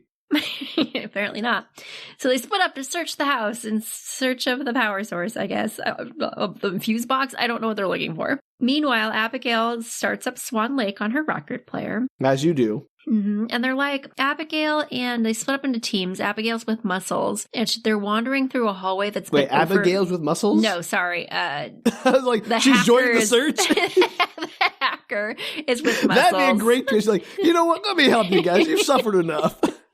I've changed my mind. Who knows? She could have the power to like look like someone else or like entrance them with her mind and make them think that she's someone else. They don't know anything about this woman. I would believe it, Danielle. There's literally anything can be true in this movie. So music starts. They're in this hallway. It's been overgrown with a bunch of like vines and stuff. It's very cool looking. Sure, that makes sense. Yeah, vines. I really love dark places inside. This is also where you can see some sunlight outside, and I'm like, can you get out from there? Right. This is like when you're in a cave in or whatever. Like if you see light, you go for the light. I know. I was thinking that while they were in this room. I was like, there's light like on her arm. Where's it coming from? Is there a way out? I mean, maybe there's not, but at least look. Yeah, it was kind of weird. So they're like looking through this hallway, and the music starts up on the record player, and you can kind of hear it in the background. And the hacker starts to hear a whisper of her name. It's like just calling through the hallways. And she looks down at her bite, and it heals before her eyes. And she gasps. And she tries to call out to Muscles as she starts to hear whispering all around her. It's like, you're mine, you're mine. And then her name over and over. Vampire mind control. Yeah. And her eyes, suddenly the hacker's eyes go kind of cold, and she smiles.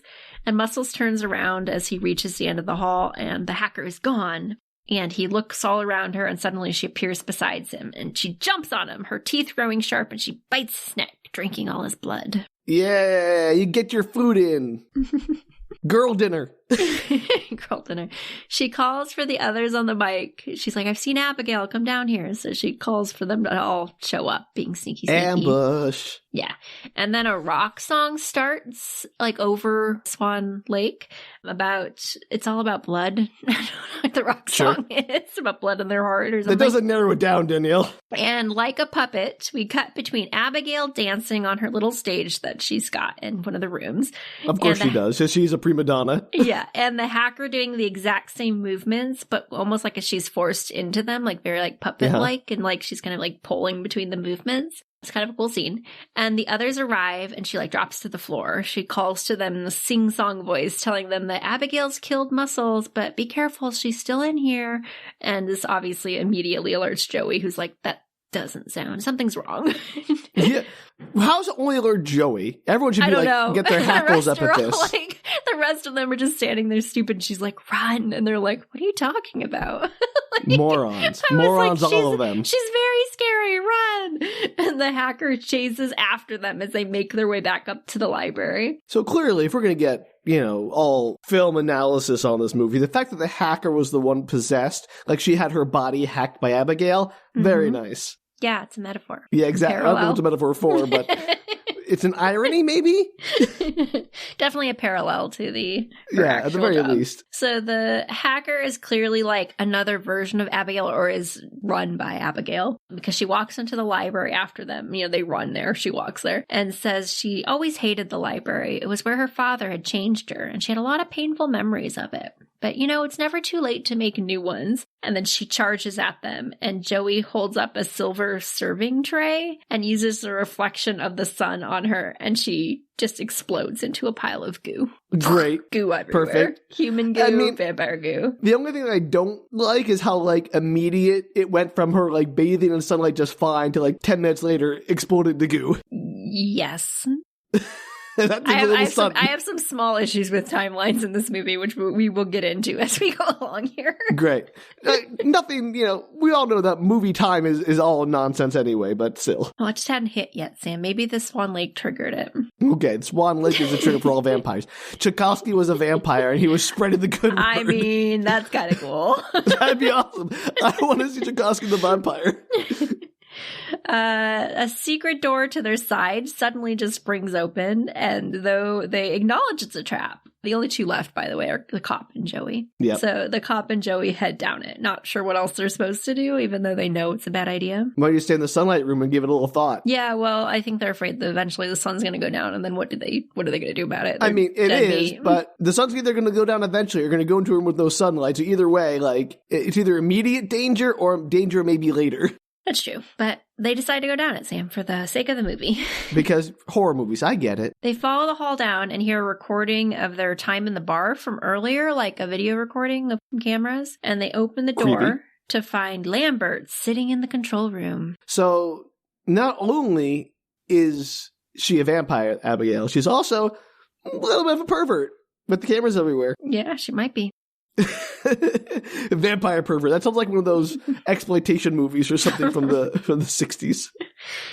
So Lambert turns to them. He's got spiky teeth. He tells them he's there to offer a deal. And Joey's like, we're not taking any deals. And Lambert rushes her, holding her against the wall, like by her neck. And he's like, I wasn't talking to you.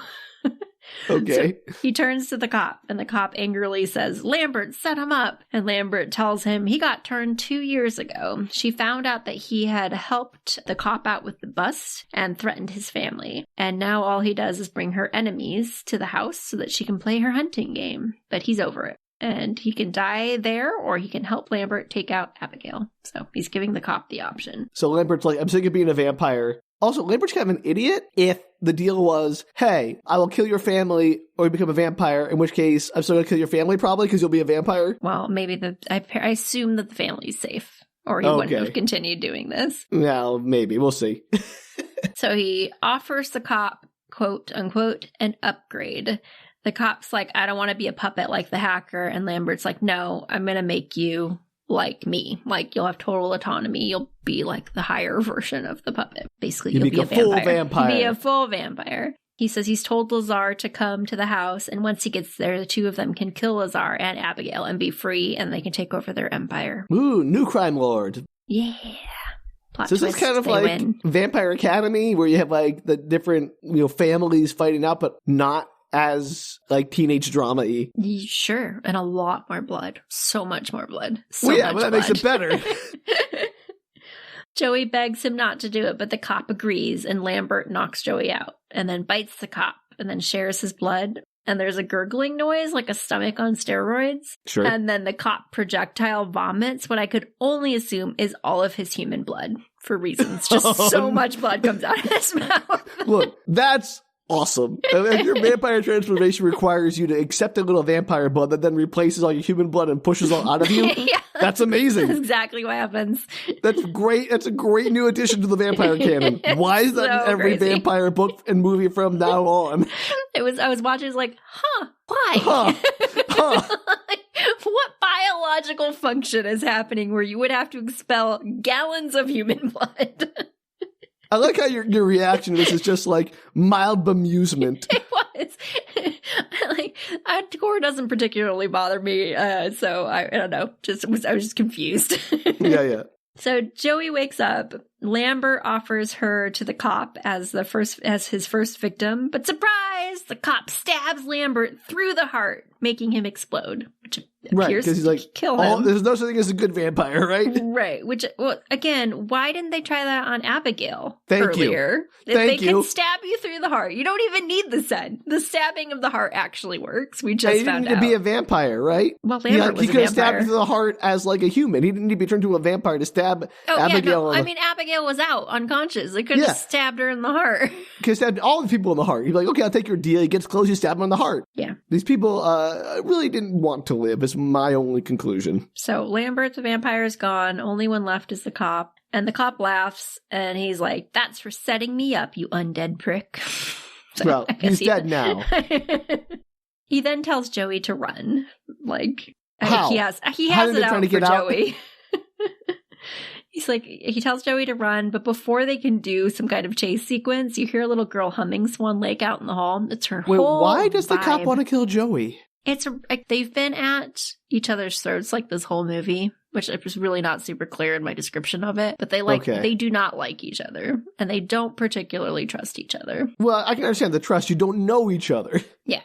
But she was the one that stopped him earlier from hitting her. Like, she's back-talked him several times. Like, I think he really likes to be in control, and she's very uncontrollable. All right, so the answer to that is vampire murder. Got it. Yeah. And I was like, that seems like a big turnaround. I had the exact same reaction. I had watched the whole movie, but that is my assumption, is that he just flat out doesn't like her.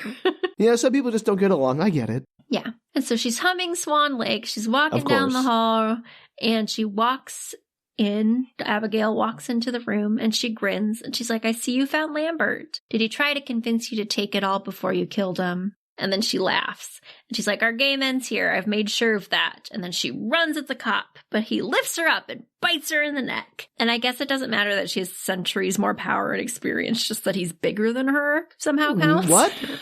Why was she not, like, prepared? Like, yeah, that doesn't make any sense. Like, she's like, our game ends here. I've made sure of that. And then she, like, how'd she make sure of that? She just runs at him. I don't know, like, Sam. That's why I included the line, because it didn't make sense to me. It doesn't make sense to me now. I was trying to puzzle through this whole scene, what you told me about it, and I've come to the conclusion I don't understand vampires. And I don't understand how, like, usually in vampire lore, having read and watched my fair share of it, like, oftentimes over centuries they gain more power and more strength. Obviously there's a limit to that. She is a tiny little 12-year-old child. But, but also, just to go on with what you're saying, like, he was just turned seconds ago. Like, I would imagine it would take some time to get used to your new abilities and how to use it, like learning to use new muscles or like a new... Exactly. Yeah. And do you think she'd have some kind of skill set that he doesn't have that she could utilize to, like, fight him more, like super speed or something, where it's just like, why is the strength the only thing that matters, and why is he more strong than her? I'm very confusing. Didn't buy it. Yeah, I'm with you. She should have killed him immediately, and nonsense. They did Abigail dirty. Joey, while they're engaged in the little fight, runs at the controls, pushes the giant red button, which I guess opens up all the windows. As it always does. Every giant red button has to do the thing you need to do. I laughed when she did it. I was like, of course. Grabs her cell phone that is conveniently sitting in a bag on the table, and then runs out down the hall, unfortunately trapped by a locked door, so she cannot get further down the hall at dead ends. I thought you unlocked the door with the red button. Well, it's like a locked lock door. Like, she can't. It's like, I think it's like one of those keyed locks, not the power locks. So she sits down at the end of the hall. The cop drops Abigail on the ground and says he always hated ballet. And then he storms off after Joey. Joey pulls out her phone and finally decides that she's going to call her son, who she has not talked to since she let him go. She had a cell phone this whole time and didn't call anyone for help? No, she just grabbed it from the bag on the table. I told you. Oh, okay, sorry. I missed that. So she's finally got her cell phone. I was so upset about the injustice done to Abigail. And she mentions earlier that she has not called her son since she dropped him off with his father at X amount of time ago. And so she calls him, she gets his voicemail, unfortunately, and of course she leaves a sad little voicemail about how she loves him, he's the best thing that ever happened in her life, just wanted him to know, etc., etc. And she's covered in goo, just so you know. Well, everything's covered in goo in this movie, Danielle. It's a very gooey movie. Yeah, not as much as she's covered in goo later, but she is covered in goo now. Oh no, she's gonna have to explode the cop guy. We'll find out. The cop appears at the end of the hall just as she finishes up her call. She rises to her feet with her stake in her hand, but she's pretty weak, so he pushes her away. Yeah. And through the locked door and back into the library. So that was nice of him to crack down the door for her. The sunniest room in the house. She's like, I'm going to kill you. And then they get into a fight. Things don't look good for our heroine as she gets tossed around the library. And as she is held out over the ledge of the second story, a balcony, he tells her he's going to turn her into his puppet and then make her go kill her son. How does he know how to do that? A, he's just became a vampire. I don't buy that he is subtle master of his power. B, why? Like, I get you don't like her, you don't get along with professional capacity, but this, like, horrible rage against her and, like, want to make her suffer and kill her, like, son? That doesn't track. My theory is that, like, it takes away some humanity? Of your empathy, or your humanity a little bit. Like, I don't think it's, like, impossible for them to feel empathy or humanity, but I think it, like, greatly diminishes it. So I think he was already kind of a little bit of a sociopath jerkwad, and now he's, like, extra bad. Okay, I still don't buy it, but sure. That was my thought. It was like, yeah, you weren't nearly as bad like half an hour ago, so I have to assume it's because he turned into a vampire. Sure, fine. And he really likes they do specifically say many times that he really likes power and control, so maybe he's just high on it. All right. So she falls to the ground, but just as she's about to strike, Abigail does a knee slide in beneath her and catches her. So Abigail is still alive. Yep, she pops back up. So he's about to drop her, and Abigail slides in and catches her? Yeah, on her knees. Great. Why? Why does Abigail care about her? We will fight literally 3 seconds, Sam. Abigail does her knee slide in, catches Joey as she's falling, and then basically like whispers to her that she's too weak to take him on alone, but together they could kill him, and she would let her go if she So she wants to turn her into another vampire and fight alongside her to defeat... No, she just wants to have her help her. Wait, but what is the human, like, if you're too weak as vampire take him on, then, like, how is this injured lady gonna help the injured vampire? This is, like, turn her into a vampire, give her the strength. Maybe that was the original plan, but they couldn't quite get that far. But that is not said at any point in time that she wants to turn her into a vampire. Just like, I need some extra human power. Yeah, like, I'm going to do anything against this vampire lord, apparently. The guy who is really took to the vampire like a protege. He just amazing, like a duck to water. So the cop walks back down the stairs and Abigail lets him know that to kill her, he's going to have to drain her, which is why it didn't work earlier. Well, put her into the sunlight, I guess. Yeah, or stab her in the heart. So, like, there are many ways to kill Abigail. And she gives Joey a side-eye look before attacking. So she ballet fights him with her little ballet moves. Whack, whack, pirouette, pirouette, knock, knock. And then she gets... Who's there? And then she gets knocked down on the ground. He pins Joey to the wall with a spear in her shoulder. Sure. That's the part of the plan, I assume. Yeah. Well, he goes, like, he sticks the spear in, sticks her to the wall. She's hanging there. Looked not comfortable. And then he goes back to Abigail and tries to suck her dry. Abigail dramatically holds out her finger, her pinky finger, in a pinky promise. And she's like, but you promised to save me. But she doesn't say that, but that's what the move looks like. She's been pinned to a wall with a spear and still just a human. Abigail expects a lot out of this woman. Abigail. Like, also, you just tried to murder her and all her other people she was with, you know. Maybe your promise doesn't really amount to much anymore. I don't know. But Joey obviously cannot get off the spear to help. She is stuck to the wall. Yeah, no, she moves. She's like, I can't. And with Abigail low on blood and on the ground, he doesn't just kill her entirely for some reason. He just maybe assumes that's enough. And he pulls Joey off the spear and bites her. Joey passes out for a second, but wakes back up, rejuvenated. And the cop... Why didn't Abigail do that? I don't know. And the cop is like, very excited about his first puppet. And he starts to Simon Says her. So he tells her to pick up the steak that's next to her. And she's playing along because he doesn't actually know how to use the puppet power, because obviously, why would you assume you can master all your vampire abilities with no training or practice? Everything else. Which is also nonsense. So she leans over, she picks up the steak, and then he orders her to kill Abigail. But of course, she turns on him and tries to attack him, and Abigail uses the distraction to jump on him. I guess he can't make puppets that easily, as you suggested. This movie's playing very loose with what powers this guy can master immediately. Yeah, when we got to this point, I was like, yeah, this will definitely work for a film, because nothing makes sense in this movie for the roles.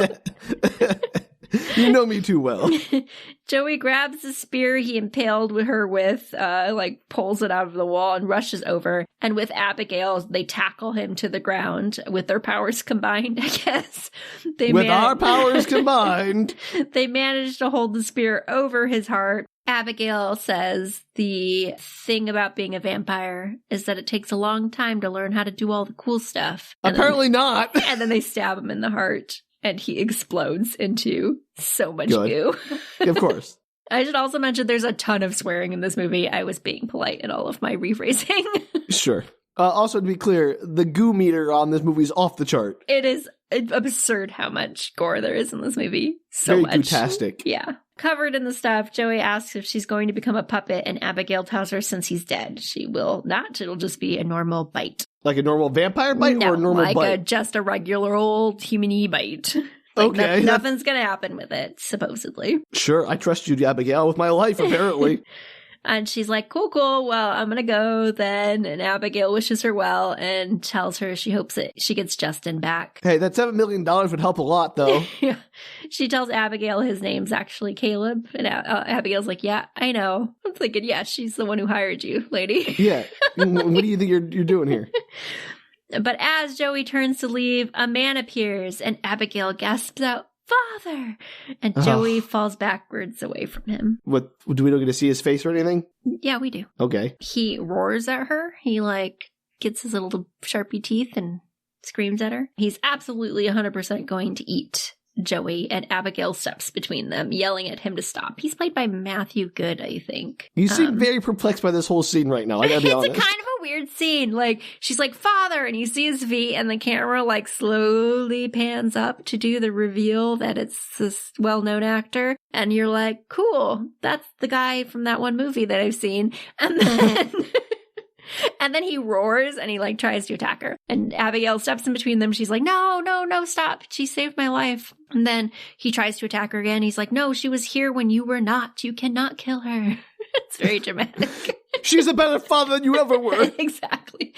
And he stops and he like looks deeply into Abigail's eyes. And I don't quite know what he's thinking, but he steps back and he's like, pensive about the whole situation. He's like, well, I'm here now. And then he reaches his hand out to Joey and like takes her hand and then kisses the blood from her hand.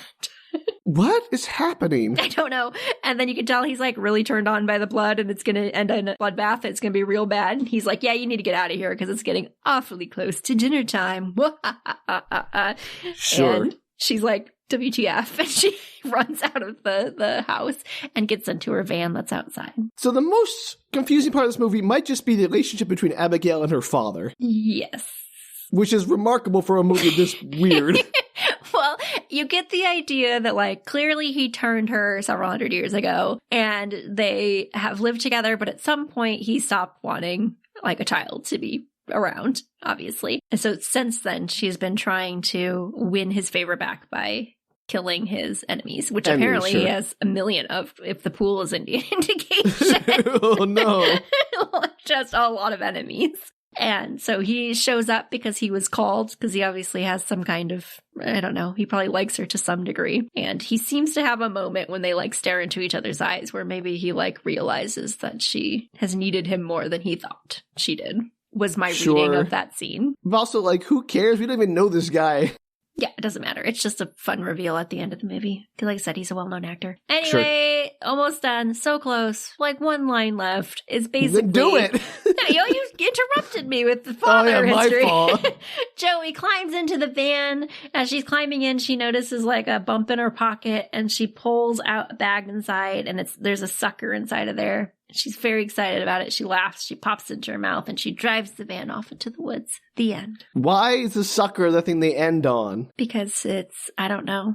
Great. About her overcoming the odds. But no, the whole point was that, wasn't that like her crutch? It's like, oh, good, I have my crutch back. Don't know, Sam. I don't know if it's her crutch. It's just something she's replaced a terrible thing with. Isn't that what a crutch is? I don't know. Maybe I don't know why. Arguably not. Okay, sure. So that was the end of the movie. She just drives off? Yeah. My vampire ballerina movie. I was on board until the ending, I'll be honest. The ending kind of falls a little flat for me, if that's how it goes. Like, you got all this cool stuff, and then suddenly Super Cop over here becomes a magic vampire. And that was even fine, I guess, because, her and Joey teaming up to kill him, pretty cool. But, like, it all just sort of ended abruptly with the father showing up and nothing really going on with that. Yes. I think the whole bit with her father probably could have been taken out and it would have been fine. Yeah, like, I like my idea better where she's the actual, like, criminal mastermind. And the father is just, like, a mythical figure she created to represent the family or whatever. Yes. Or, like, her just standing at the door while What's-Her-Face leaves would have been fine. Or her turning into whatever the dragon animal creatures were that, like... What was that about? Like, it would have been cool if she was driving away and then they're, like, they came out of the chimney or something. Like, she had turned into it and flew away. And then burst into goo from the sunlight. Still, it sounded like a pretty fun movie, even if the end was a bit of a letdown. It was a good movie. Yeah. All right. I don't think it makes any sense, but that doesn't mean it's not fun. So that was my best horror movie of 2024, apparently. Okay, so just to be clear, Abigail arranged the heist. Yes. And got people together because they're all enemies of her father, and she wanted to kill them in a fun playtime scenario? Is this like why go through all this trouble? Is it just because she was bored and needed the entertainment? Is that like the idea? I think it was a combination of wanting to help her father out, wanting to eat, because she has to eat anyway. I assume she eats humans even on the off days. And she likes the chase. All right. I mean, sure, why not? I did like my most dangerous game analogy, so I guess we'll go with it. I felt like her motivations were strong. I was clear on what Abigail wanted. Well, I mean, what she wanted was clear. I'm not sure, like, why it was so convoluted to get there is what I'm getting at. Great. I mean, It does sound like something a 12-year-old would think up and like they're like, let me think of a cool little scenario where I can have like, yeah. So I guess it tracks. She's a 12-year-old vampire. She's not an adult vampire. So I'll let it go. Doesn't matter how many hundreds of years you live, I guess. Yeah. I would assume like that's always the argument, right, with children vampires is whether or not they actually reach adulthood in their brains, because is your brain develop even if after hundreds of years, are you still settled into a 12-year-old mindset? Yes, exactly. Can your brain expand beyond that? Yeah, if the brain doesn't actually keep growing and evolving, do you ever actually gain? Yeah, I gotcha. Because brains aren't even fully developed by age 12, like physically, so experience override that. Great question. Deeper than this movie's probably going into, but I'm glad we had that conversation. Yeah, it is good. Good talk. Well, thank you for sharing Abigail, Danielle. That was a fun one. I'm glad you enjoyed it and wanted to figure out what was happening. Little spook retorts towards the end of the winter times. Yes. You know I love a good spook retort all year round. Yeah, I know you do.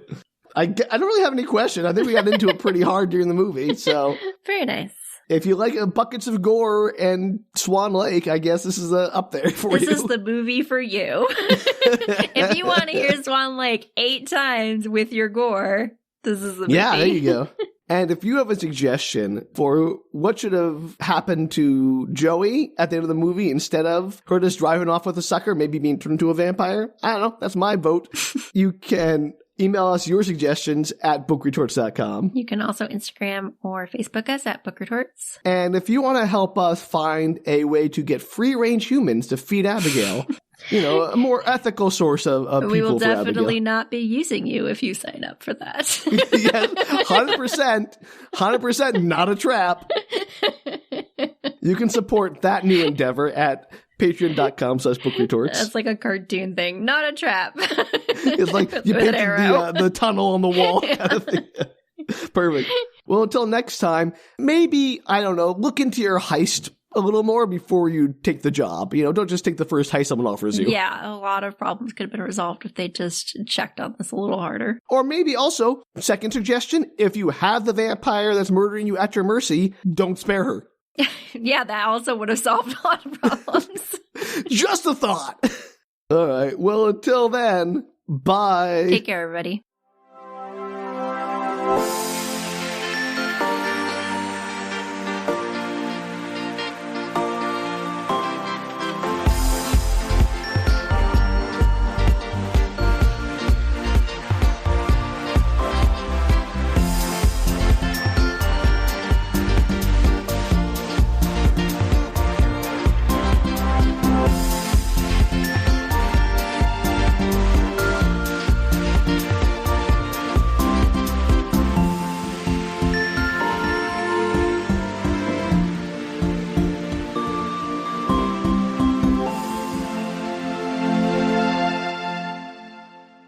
I liked all your theories about what was going to happen. I was like, yes, but with vampires? You weren't wrong. Like, most of those ideas were correct. It was just, like, not actually the plot. I do like that the movie was, I don't want to say open-ended enough or just bizarre enough that you could really make any theory fit at the beginning. That's cool. That's fun. Yeah. But everything you said was like, you're like, most dangerous game. I was like, yeah. Yeah, half true. No. And you're like, well, maybe she set everybody up so that she can eat them. Yes, but no. Maybe they're there for another reason. Yes, but